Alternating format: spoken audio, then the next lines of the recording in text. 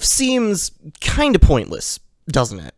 I know that might be a weird thing to say, but you gotta admit that you have probably thought about why we're even here at least one time in your life before, and, you know, that is important, and I know what you're thinking, Trilad, why are you opening up the video with existentialism again? And I apologize, okay, it's my go-to. That's kind of just how I live my life, and I really wish there's something I could do about it, but as of right now, I'm much more concerned about other things in my life, which, we'll get into that today. But, you know, today I really wanted to talk about just hope in general, and where all of that hope has went in our lives, because, truthfully, it's kind of depressing to live in a society where, you know, it seems every other day the most powerful people on our planet are just becoming, you know, focal pieces of media spectacle. I mean, you know, I'm not sure how much of this I could say on YouTube, but Mr. Jeffrey Boy over there, you know, he is, been the talk of the town for God knows how long, and it just seems nobody cares anymore. You know, there seems to be this culture that is, well, you know, somebody did something, this person's too powerful, so why do we care? And that is one of the most frustrating things that I could possibly even imagine in this world. You know, a lot of the times, people think that I myself am just this, you know, crazy dude who's been through all of this garbage before and, you know, can live through the best and the worst of life, but truthfully that is not the case, okay?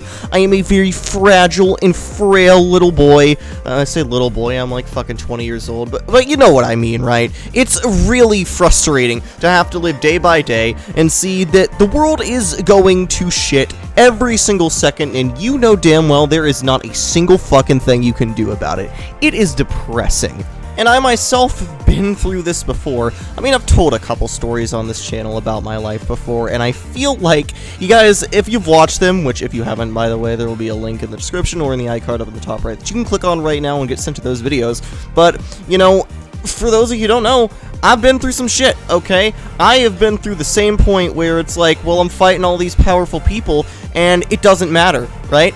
And I have had a very personal experience with this whole sort of power struggle that the world seems to be so obsessed with anymore recently. And, oh my goodness, this is so unstructured, but I just want to go on a bit of a rant here for a minute and say, why the fuck do we care so much about, like, money? A number, right? Numbers seem to be the thing that dictates our society more than anything, but if somebody just has a high enough number, if somebody has a big enough number next to them, they just seem to be untouchable by the common man. You can only touch them if you have a higher number than them, and if your number is lower, well, then you just suck as a person. We as a society have emphasized way too much on fucking numbers and fucking influence, and it has led to this whole big vendetta where, you know, hey, guess what? You know, the doctors, the nurses, the farmers, the fucking emergency services people, the fucking president of the United States of America makes less than a YouTuber. How have we got here? Like, you think that it's the backwards, right? The farmer should be making the most money and the people at the top should be making the least, but it doesn't work that way, and it's so stupid. How do we get to a point in society where we favor entertainment and celebrity status more over our actual fucking lives? It is crazy. You know, you'd think that we would prioritize human survival, you know, the medical care, we prioritize the food, we prioritize this, that, and the other, but I guess not. You know, I guess that we as a society have just collectively decided that the only thing that matters is having a big number next to your name, which, I mean, hey, I'm not the ones in charge, so obviously I don't know something. Sorry, I just fucking threw my mic there. You know, it's... bah! Like, words cannot describe how annoying this is, to just put in all of these hours, all of this effort to make and become the best thing, or the best version of yourself that you want to be, and then just come to realize that it was all for shit, because, hey, guess what? You were doomed from the start because you didn't have a big number next to your name. And I feel like this sort of introduction right here kind of leans neatly into, one of the things I want to talk about today is spawn location fucking matters way too much anymore, okay? Let me tell you, if you spawn somewhere in Europe, you probably have, like, one of the best life advantages on the planet. I mean, think about it. You have access to all of this healthcare, you have access to all of these social safety nets, you have access to all of these people that you don't have in other parts of the world. Think about it. The 3 most populated countries on the earth: the United States of America, Russia, and China. You know, these are the 3 big global superpowers right here, and you'd think that they would have better rights, but Russia, well, they're starting wars with God knows whoever. China has crazy mass censorship, you know, government surveillance, social credit scores that basically determine every facet of your life, from your ability to eat, from your ability to actually use the public transport systems that they have in place over there. In America, I don't even feel like I need to get started with all of the bullshit that we have over there. You know, I'm not going to get political in this video, but there are some crazy things that are happening over America, especially, you know, Mr. Jeffrey Boy, like I mentioned earlier, is kind of crazy that we as a society just let us get away with this. I mean, we have crazy issues with our guns. We can just go and blow up a school with a pew-pew stick and nobody really seems to care, right?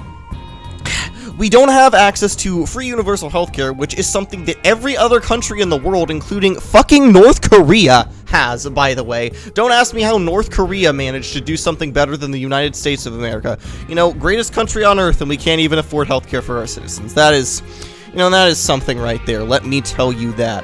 And, you know, it becomes tiring because, you know, think about it. If you were born in one of these 3 countries, I think I forgot India too, but that's beside the point, right? If you're born in one of these 4 countries, you know, this is your average life. And you don't have as many rights as you would in, you know, Europe, as you would in, you know, New Zealand, as you would in Canada. You know, these places have way better rights for people than the place with the most amount of people. You know, again, you think this is a little bit backwards. You think the more people there are, you know, the more advanced and socially aware a society is. But no, again, I guess not, because we can drag back to that fucking number. The bigger the number is, the less you feel like you have to care, because you got this big number next to your name, and you can just shove it around on a sign, wave it around midair, and say, guys, my number is bigger than yours. It doesn't matter what I do, because my number is bigger. You see, my number is bigger. Rah! And it's just so fucking stupid, because it's like, listen, I was born, raised, and bred in America, and there are some really great things about this country that I like. You know, I feel like we probably have some of the more, you know, understandable and more open free speech laws than any other country in the world. You know, over in the UK or whatnot, we've got people getting, like, fucking arrested for social media posts, alright? On America, if you want to go out, you want to publicly criticize your boss and start a giant campaign to take him down, you can do that, and nobody's gonna fucking bat an eye. But, you know, think about somewhere like Japan. If you tried to do that over there, you know, you would have that follow you around for the rest of your life. And that's not to say that what doesn't happen over here in America, but over there, you can't even apply for other jobs because it's such a socially ingrained society that having, you know, quote-unquote bad social score is going to impact you negatively. But then you get to the shit like the gun control, get to the shit like the healthcare, get to the shit that people actually care about, you know, groceries, you know, a stable environment, and we don't have that, and it's really weird.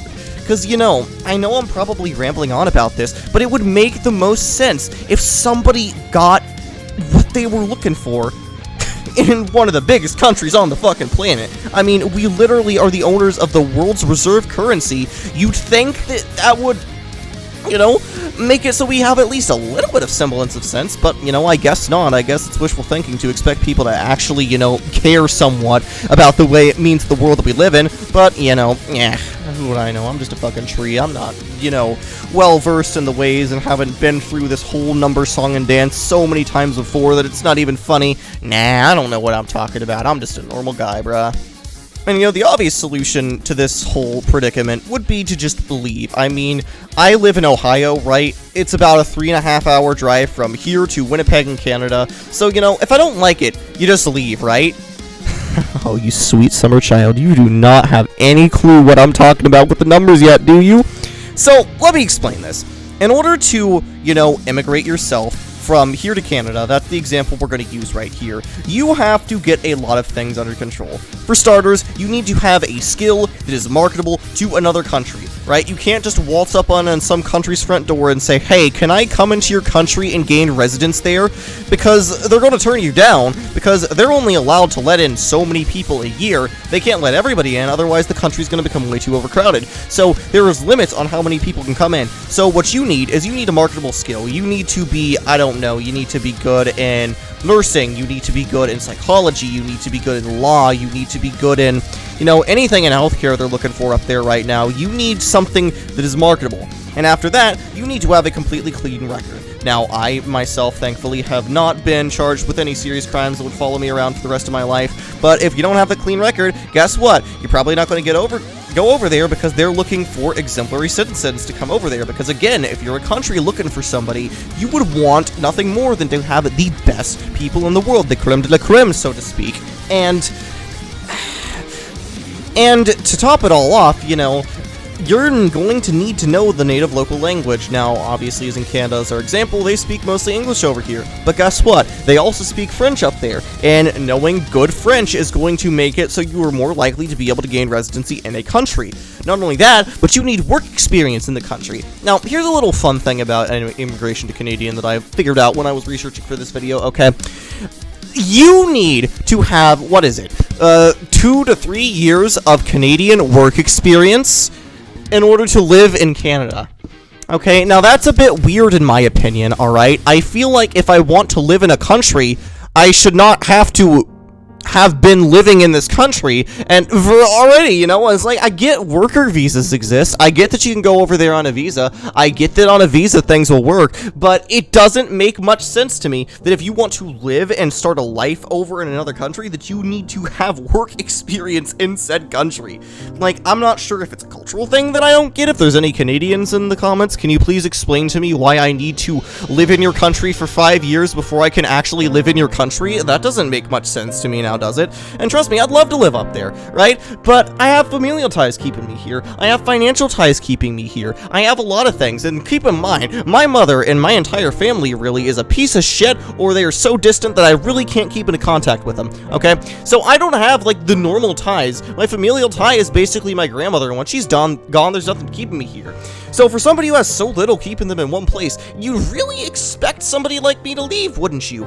Well, no, and there is a reason for that I want to get into, and if you've been paying attention to the video so far, I think you probably know what that is, don't you? Yep, that's right. You need a big number next to your name. You need money, dinero. You need all of the shits. You need everything to make so much sense to them, and it's the number. It's always the fucking big number. The entire world revolves around having a big fucking number around your name. You know, it's no secret that, you know, a lot of people in my generation, I am from Gen Z, right? And a lot of us want to be YouTubers, influencers, celebrities. You know, it's not because everybody wants to be in the public spotlight all the time. I don't think anybody wants that. It's because our society values a big number so fucking much to the point to where people just don't care anymore as long as it means that they get that recognition. Our society is kind of built upon having a big number, and if you don't have a big number, you're always gonna feel like you're fine. You know, social media doesn't really help with this because you see, like, fucking videos online of people at 16 having $2 million, and if you don't have that, well, you're already behind in life, and sorry, that's kind of true because, you know, even if it's not, like, the majority of people, you are still behind other people, and it could really hurt you, and that's why it's so dangerous to get in this mindset, you know? And hopelessness is a real issue. You know, a lot of people deal with it before. I've dealt with it myself personally. I still deal with it to a certain extent, and deep down I know that I'll never stop dealing with this issue of hopelessness. And, you know, one of the things that I want to talk about is sort of how to resolve this hopelessness, you know? Obviously, we're not doomed to just set in a society where we will be able to do absolutely nothing whatsoever, but there are some things, and I want to kind of go over my personal theory on how I'm going to deal with this sort of hopelessness issue that a lot of us have been going through before, right? So, you know, for starters, moving countries would probably help me quite a bit. You know, as mentioned, my mother is insane, my sister has got her own issues going on that she's got to deal with, my brother beat the shit out of me, I don't think I've told that story yet before, I might tell that at some point in time, right? And my grandmother, well, for as nice as she is, and much as I love her, she's got one foot in the grave, and we're not sure how much longer she's going to be around. I mean, hopefully she's still got a few years left in her, but, you know, when you start getting up there in age, and you start getting sick like that, it becomes really difficult to tell how much time they have. So, moving countries is pretty feasible, but, as we've discussed before, immigration sucks really badly, and it's kind of hard for me to do that. I haven't, in Canada, it seems decent up there. Listen, don't get me wrong. I feel like if you're going to move to another country, you really need to expect that it's not going to be some magical one-size-fits-all solution for you. Your problems aren't going to magically disappear with a snap of your fingers because I said, ooh, guys, let me walk across this border. Oh, never mind. This border is now even worse than the border I was at, because a lot of people go over and they look at these big life-changing events with rosy glasses, and they think, maybe it's a good idea that we can just move to a different country and solve all of our issues. But what they don't realize is they're trading one set of issues for another set of issues, right? And I feel like the current set of issues that I have living in the US, I would rather trade for the issues that I have in Canada, right? Because they have better stuff up there, at least to a point. Now, I've done my research into it. Don't think I'm just trying to make this decision on a whim, because, they've got their things over here. I have heard of the housing crisis up there. I really empathize with you, and, to avoid talking about the number again, right, as much as that makes a difference, right, housing up there is really bad, okay? There's a lot of issues with, mega conglomerates as well. I mean, we have that in America too, but I've heard it's especially bad in Canada. I remember seeing there's, this thing about how, one company owns, every single grocery store in Canada. There's, 3 different grocery stores across the entirety. Think about this. Second largest country on Earth in landmass, and you have, 3 grocery stores. How does that make any sense? I mean, even in, Ohio, I live here, I can go to a Kroger that is right across the street. I drive down to a Walmart over there. Right next to my house, there's another Aldi's right there. And then I can drive over, into the business district. There's a Jungle Gyms. There's a Meijer. I want to drive a little bit farther down the road past where the Aldi's is at. There's a Target over there, and think about this. In Canada, you've only got 3 in the entire country. How the fuck does that make any sense, right? I'm probably pulling that number out of my ass, too. I really am not sure the exact number, but it is incredibly small, and it is a real issue to deal with. But, when I think about the other things that you would gain in exchange for those downsides, the universal healthcare is a one thing. And now, listen, healthcare crisis is also a thing over in Canada. But here's the thing. The way I see it, right, you either have to pay $8 billion to, get medication for a cold, or you can spend a little bit of time waiting for the cold. And I think I would choose the latter, waiting for treatment, versus having to go bankrupt for treatment. Because let me tell you, right, and this is actually kind of a little bit of a side story I have right here, but one time, right, I had dealt with some thoughts of wanting to delete myself off of the face of the earth before, and I had to go to the hospital because of that, alright? Now, let me tell you, the hospital visit, for anybody who does not live in America, this is going to sound crazy, 1 day in the hospital cost me $3,642, okay, US, $3,642. Can you please explain to me why it costs $3,642 for me to sit in a hospital room? And it's not like they did much to me. They took my vitals and shit, but literally, I'd say about 80% of that stay, I was just laying in a bed. There was no test performed. There was blood work. That was probably the only thing that they did. I'm going to be honest. It does not make sense. Why am I paying that much? And then you've got the bill for the ambulance that had to take me. Actually, I think I was taken in the back of a cop car, because they were sent to do a wellness check on me, and they didn't want me to, be left by myself, so they kind of escorted me over there. I got a ride in the back of the cop car. They didn't, cuff me or anything. It just, a stroll. I'm not sure if you've ever been in the back of a cop car before, but those things can be a little claustrophobic, so it's pretty nice that the cop was this chill. But, I went over there. I had to pay for the doctors. I had to pay for the lab work. It's coming up to, half of 10 grand, about $5,400 for one hospital visit. And you're wondering, with somebody who has, all of these mental health issues, all of these medications that need to be filled, you understand why somebody like me might benefit from this? I mean, that alone is a reason to move. But not only that, it's just, I'm not going to get political with this, alright? Listen, I feel like whatever political view you have is incredibly valid, and I feel like that we should encourage diversity in our views, because the last thing we need is everybody to be thinking the same thing, because that is only going to lead to disaster. That being said, the political climate in the US right now fucking sucks. It is the most worthless pile of dog shit that I have ever seen in any country ever. And that is saying something, right? You know, there was this YouTuber that I watch from time to time. His name is Evan Edgar, right? He is a person who moved from America to Europe 10 years ago. And he lives in the UK, which, if you know anything about the UK right now, the UK is fucking crazy, okay? You've got the fucking... The Online Safety Act, which basically spearheaded the entire age verification craze across the entire internet right now. They have got to be they've got some of the wildest people running over there. Listen, I don't know too much about British politics. Again, if there's some Brits out here who want to explain to me exactly what's going on over there, I'd be more than happy to.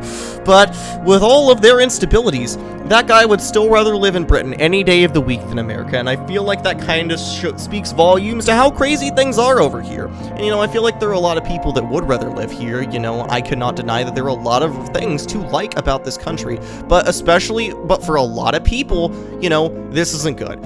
And I feel like, to bring it full circle here, you know, America is the best place to live if you're rich. This is something that is no secret if you know anything about me. If you've heard me talk in real life before or on a stream or something, you probably heard me mention at least one time that America is the best place to live if you're rich, and that will always be true. America has so many rights and so many freedoms, so many wonderful locations, so many amazing places to live, that if you are rich, this is probably one of the best countries on earth to live. They have arguably the best healthcare. They have arguably, you know, the best law enforcement, I mean, sometimes anyways. They have arguably the best economy in the world. They have arguably the best of everything. But you can only enjoy all of that if you're rich. And it's really depressing to go outside and see all of these people. You know, on my walk to work, I have to walk by a homeless guy, I'd say at least once, twice a week. And it's so depressing, because, like, one time I gave this guy my empty bag of chips because, like, I kept saw the same guy day after day after day after day, and I just couldn't help it anymore. You know, sometimes I have wanted to walk into the Wendy's that's right by my workplace, and I've wanted to go in there and give the homeless man some food because poor guy is hungry. He needs food. And this horrible issue knowing that if you're just 2 paychecks away from being there, I'm 2 paychecks away from being there. You know, chances are if you live in America, you're 2 paychecks away from being there. It's scary. It's not a fun situation to be in, where you have to constantly be looking over your shoulder to see if the next crazy person, or to see if the next unfortunate life circumstances is gonna throttle you into oblivion. And again, as these crazy, you know, world-leading superpower countries, you think we would have the ability to deal with this shit, and we just don't. And it is stupid. I don't get why we don't. And it has led to me having just this horrible sense of hopelessness that I cannot overcome. It sucks. Turbo dick. It is awful. And if there is anything that I can say to y'all to help you get through this, you know, here's going to be my piece of advice for you. Life is shit.